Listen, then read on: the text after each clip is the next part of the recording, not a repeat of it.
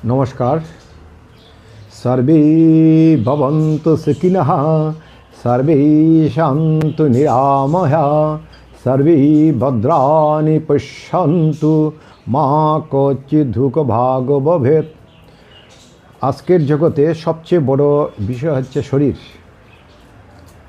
তো শরীর রক্ষা করাটা একটা বিরাট চ্যালেঞ্জ। তো আমাদের দেখা যায় অনেক সময় অনেক টাকা পয়সা থাকে, কিন্তু শরীর ঠিক না থাকাতে ওনারা সেই টাকা পয়সার আনন্দ উপভোগ করতে পারেন না।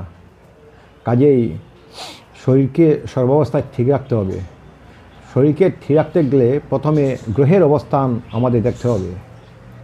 যদি দেখা যায় কারোর কুষ্ঠিতে রবি অশুভ স্থানে আছেন, রবি শত্রুগৃহে আছেন, বা রবি একদম ডাউন, বা রবি বিভিন্ন অশুভ গ্রহের দৃষ্টিতে আছেন, তখন সেই গ্রহের যদি আমরা প্রতিকার করি তাহলে অনেক রোগ থেকে আমরা রক্ষা পাব।